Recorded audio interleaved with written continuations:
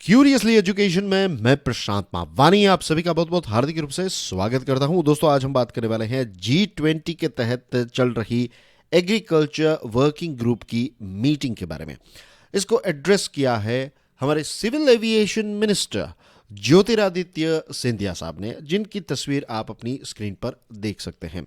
अब आप में से कुछ स्टूडेंट्स के दिमाग में ये प्रश्न भी आ रहा होगा कि ये तो एग्रीकल्चर वर्किंग ग्रुप की मीटिंग है और यहाँ पर हमारे सिविल एविएशन मिनिस्टर इसको एड्रेस क्यों कर रहे हैं। दोस्तों, ऐसा नहीं होता है, राइट। कोई भी मिनिस्टर जो है वो एड्रेस कर सकते हैं, लेकिन यहाँ पर हम खास करके सिविल एविएशन मिनिस्टर ने जो कुछ पॉइंट्स बताए हैं उसके बारे में डिस्कशन इसलिए कर रहे हैं क्योंकि कहीं ना कहीं खेती बाड़ी जो है उसको एक नया मॉडर्न रूप देने की दिशा में सरकार कदम उठा रही है। तो यहाँ पर हमारे जो सिविल एविएशन मिनिस्टर हैं सिंधिया साहब, उन्होंने खेती बाड़ी का जो इम्पोर्टेंस है पूरी दुनिया के लिए उसके बारे में बातचीत की। इसी के साथ साथ उन्होंने ये कहा कि अब पूरी दुनिया को ये 3S स्ट्रेटेजी अपनाने की ज़रूरत है। This includes smart, sustainable and serving all for the agricultural ecosystem. इस पर जोर दिया कि हमें पूरी दुनिया को, भारत के साथ साथ G20 देशों को भी इसको अडॉप्ट यानी कि 3S स्ट्रेटेजी को अडॉप्ट करने की ज़रूरत है।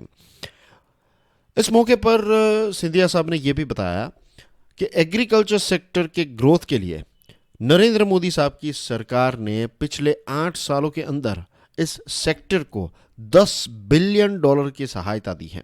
और ये जो $10 बिलियन की सहायता है, इसमें बहुत सारी अलग अलग स्कीम्स चल रही हैं और उसमें से एक इम्पोर्टेंट स्कीम जो है जिसके बारे में आज हम बात करने वाले हैं, दैट इज़ कृषि उड़ान स्कीम। हमारे सिविल एविएशन मिनिस्टर साहब ने ये बताया कि सरकार अभी प्लानिंग कर रही है कि 21 एयरपोर्ट्स पे ये कृषि उड़ान स्कीम जो है उसको एक्सपांड किया जाए। अभी ये कृषि उड़ान स्कीम कुछ एयरपोर्ट्स में चल रही है, आने वाले समय में 21 मोर एयरपोर्ट्स इसमें ऐड हो जाएंगे।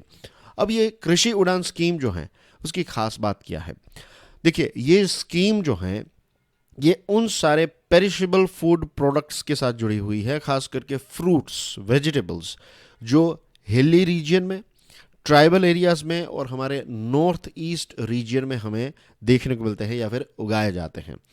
तो ये जो पेरिशेबल फ्रूट्स हैं, वेजिटेबल्स हैं, उनको जल्द से जल्द ट्रांसपोर्ट करने के साथ जुड़ी हुई ये स्कीम है। एज वी ऑल नो कि पेरिशेबल आइटम्स जो होती हैं उनकी वैलिडिटी कुछ ही दिनों की होती है, 2-3 दिन या फिर 4-5 दिन के बाद ये पेरिशेबल आइटम्स जो हैं वो सड़ने लगती हैं। तो इट इज़ वेरी इंपॉर्टेंट कि ये जो हिली, ट्राइबल एरियाज़ और नॉर्थ ईस्ट में जो फ्रूट्स एंड वेजिटेबल्स हैं उनको हम जल्द से जल्द मार्केट तक पहुँचाएं और मार्केट से वो जल्द से जल्द कंज्यूमर की जो थाली है या फिर उनका टेबल जो है वहाँ तक पहुँच जाए, ताकि ये आइटम्स को फ्रेशली कंज्यूम किया जा सके। जब वो फ्रेश होते हैं तभी उनको कंज्यूम किया जा सके, ताकि ये सड़े नहीं। और इससे फ़ायदा ये होगा, कंज्यूमर को भी फ्रेश फूड मिलेगा और जो बेचने वाले किसान हैं, खास करके डिफ़िकल्ट टेरेन में रहने वाले किसान जो हैं, उनको भी एक राइट प्राइस मिलेगी। तो कृषि उड़ान जो है उसको एक बहुत बड़ा सक्सेस बताया है और उन्होंने कहा कि कृषि उड़ान के माध्यम से जो लेमन्स हैं, जैक फ्रूट्स हैं, ग्रेप्स हैं, ये नॉर्थ ईस्टर्न स्टेट्स जो हैं हमारे, तो यहाँ के ये सारे फ्रूट्स जो हैं उनको भारत के अलग अलग क्षेत्रों में नहीं लेकिन दुनिया भर में स्प्रेड करने का काम जो है वो कृषि उड़ान स्कीम कर रही है।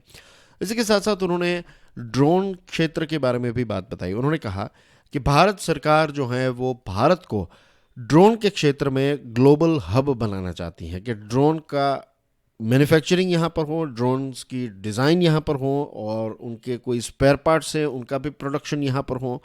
कुछ जो ऐसे स्पेयर पार्ट्स हैं तो उनकी असेंबलिंग यहाँ पर हो। इसी के साथ साथ ड्रोन्स को रिपेयर हम यहाँ पर करें। तो पूरी इकोसिस्टम जो है इसमें भारत डेवलप होना चाहता है। और मिनिस्टर साहब ने यह भी बताया कि हमारे प्राइम मिनिस्टर नरेंद्र मोदी साहब ने यह कहा है कि अब हम इस क्षेत्र में फॉलोवर नहीं रह सकते, we must become a leader. जो ऐसे अनएक्सप्लोर्ड एरियाज हैं, फॉर एग्जांपल ड्रोन का क्षेत्र जो है, तो इसमें हम फॉलोवर नहीं रह सकते, we must become a leader. हमें एक लीड लेनी होगी, हमें कुछ नए इनोवेशंस, हमें कुछ नए इन्वेंशंस करने होंगे, तब जाकर हम इस क्षेत्र में आगे बढ़ पाएंगे। ये तीसरा दिन है राइट इस एग्रीकल्चर वर्किंग ग्रुप का। और ये तीसरे दिन में जो मीटिंग्स होगी तो इसमें की डिलीवरेबल्स पर बातचीत होगी। की डिलीवरेबल्स यानी कि कौन कौन सी ऐसी चीज़ें हैं जिसको हम नज़दीक के समय में अचीव कर सकते हैं। तो G20 के मेंबर्स जो हैं वो इन की डिलीवरेबल्स पर बातचीत करेंगे। और ये जो तीसरा दिन है तो it's going to be a technical session, right. तो इसमें जो डिस्कशंस होगी, जो पार्टिसिपेशन जो अलग अलग ऑर्गेनाइजेशंस करेंगी, मेंबर्स करेंगे, राइट। तो वो टेक्निकल चीज़ों के बारे में, रूल्स एंड रेगुलेशंस और ये सारी चीज़ों के बारे में ज़्यादा डिस्कशन होगी। और ये जो मीटिंग है तो इसमें 100 से ज़्यादा डेलीगेट्स, 30 से ज़्यादा देशों के डेलीगेट्स, जिसमें G20 मेंबर्स के जो डेलीगेट्स हैं वो भी शामिल हैं। और ये थर्ड डे इवेंट जो है वो आज, यानी कि आज जब हम बात कर रहे हैं तो इट इज़ 15 फरवरी 2023। तो ये आज कंक्लूड हो जाएगी, यानी कि आज ये डिस्कशंस जो हैं वो समाप्त हो जाएगी। तो दोस्तों आई होप आज की डिस्कशन से आपको एक नई इंसाइट मिली होगी कि जब एग्रीकल्चर सेक्टर की बात हम करते हैं तो सिर्फ प्रोडक्शन को बढ़ाने की बात नहीं है, इसको और मॉडर्न बनाने की दिशा में भी भारत सरकार जो है वो काम कर रही है। And that's everything from my side. I will see you soon with some more interesting videos. Till then enjoy your studies. God bless you all. जय हिंद।